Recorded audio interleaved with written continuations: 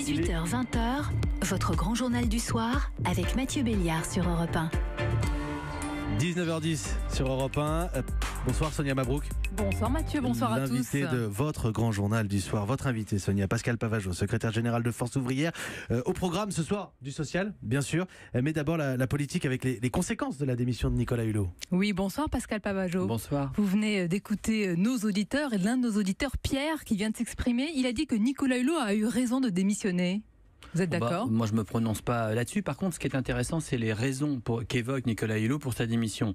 Moi, je suis heureux qu'il ait mis 15 mois à se rendre compte que la politique de son gouvernement, du gouvernement dont il faisait partie, était ultra-libérale, poussée à la case des droits collectifs, à la case des réglementations d'une manière générale, et donc était antisociale et anti-environnementale. C'est un constat, nous, en l'occurrence, que nous faisons depuis quelque temps. Si l'ex-ministre Nicolas Hulot avait pris le temps de rencontrer les organisations syndicales, on aurait pu lui dire tout ça depuis à peu près 15 mois. Bon, si on vous comprend bien, il a quand même bien fait de partir. La question, c'est la politique qui est menée. Donc, quel que soit celui ou celle qui remplacera, ou quel que soit celui ou celle qui est à la tête de ce ministère, parce qu'on oublie de le dire. Il est aussi à la tête d'un ministère de 70 000 agents. 70 000 agents qui sont en souffrance. 70 000 agents qui voient à chaque fois un ministre les abandonner, les laisser sur le côté, avec des réductions de postes, avec des réductions de moyens, avec un portage politique qui est même parfois à sous-entendre que ces agents, qui sont souvent les agents de l'ex-ministère de l'Équipement, seraient quelque part anti-environnemental eux-mêmes. Donc j'espère que celui ou celle qui remplacera Monsieur Hulot à la tête de ce ministère n'oubliera pas qu'il est avant tout un ministre de la République et qu'il y a 70 000 fonctionnaires qui attendent de sa part des moyens pour pouvoir exercer. Nous sommes déjà dans l'après avec cette personne qui va remplacer donc Nicolas Hulot à ce ministère exigeant et éreintant, parce qu'avant Nicolas Hulot, d'autres ont démissionné. Vous connaissez bien les questions environnementales et écologiques. C'est même votre spécialité dans votre parcours d'ingénieur et de syndicaliste. Qui voyez-vous à ce poste ? Là, je ne vais pas faire de propositions sur le sujet. Il faut quelqu'un qui ait une surface politique. Encore une fois, qui est de la poigne également. Encore une fois, ce que nous voulons, c'est qu'avant tout, au-delà du fait que la politique de ce gouvernement s'inverse et devienne et sociale et environnementale, et ça, pour ça, va y avoir du boulot, il ou elle aura du boulot, qu'il soit d'abord un ministre, et qu'il défende son ministère, qu'il défende le réseau scientifique et technique de l'État, qu'il défende l'ensemble de l'ingénierie publique qui sert à l'aménagement durable des territoires, parce que demain, c'est pas uniquement un problème de biodiversité, même si celui-ci est grave. Demain, ce qui s'est passé à Gênes se passera en France, parce qu'on a abandonné la notion d'équipement public. C'est important ce que vous dites. Oui, ce qui s'est passé à Gênes pourrait se passer en France, alors que des ministres sont succédés pour nous rassurer ces derniers temps. C'était sa responsabilité, notamment, Monsieur Hulot. Il était aussi avant tout ministère de l'équipement et de l'aménagement durable du territoire. Et demain, l'ensemble des équipements publics français, aujourd'hui, il y a un abandon de l'État, justement sur l'entretien, sur l'exploitation, soit par privatisation, soit par avoir transféré aux collectivités locales qui n'ont pas les moyens de les gérer. Et demain, nous ne sommes pas à l'abri d'une catastrophe comme Gênes, parce que la France a abandonné la notion de l'équipement, de l'entretien, de l'exploitation au service de tous. Nicolas Hulot dénonce l'influence des lobbies dans les cercles du pouvoir. On peut le déplorer, mais Pascal Pavageau, est-ce vraiment nouveau en politique et surtout dans ce ministère ? C'est quand même beaucoup de naïveté de la part de Nicolas Hulot.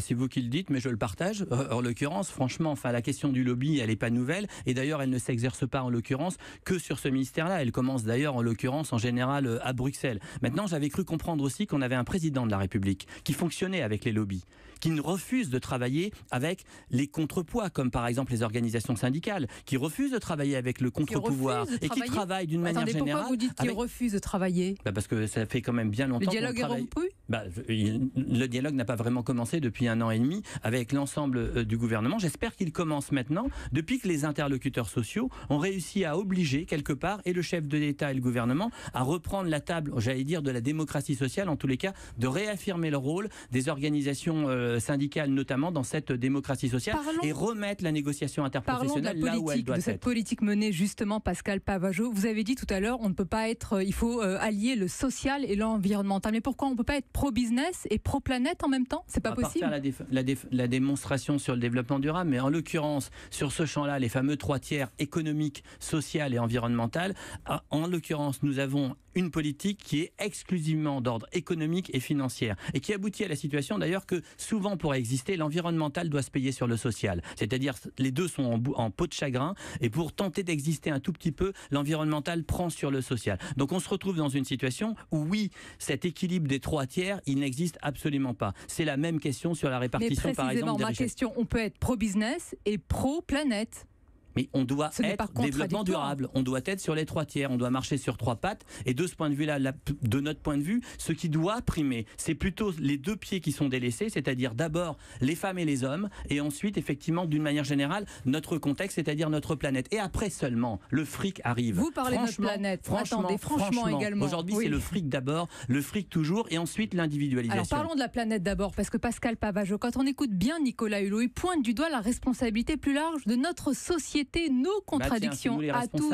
Ça, c'est la technique classique. Mais bien sûr, ok, très bien. On est tous responsables. Ça, c'est la petite musique du gouvernement, de son ex-gouvernement. Quand vous êtes malade, c'est un peu de votre faute. Quand vous n'avez pas d'emploi, c'est un peu de votre faute. Quelque part, quand vous avez des difficultés ici ou là, c'est un peu de votre faute. Et on est aussi demain tous responsables. Sur le rapport Lecoq sur la santé au travail, on va nous demander aussi individuellement à chaque travailleur d'être responsable de sa propre prévention, alors qu'aujourd'hui, c'est une responsabilité qui est soit générale de la part de la puissance publique, soit avant tout de l'employeur. On renvoie en permanence sur l'individu la responsabilité de son triste sort. Il n'y a aucune responsabilité de l'homme avec un grand H sur la planète, l'environnement.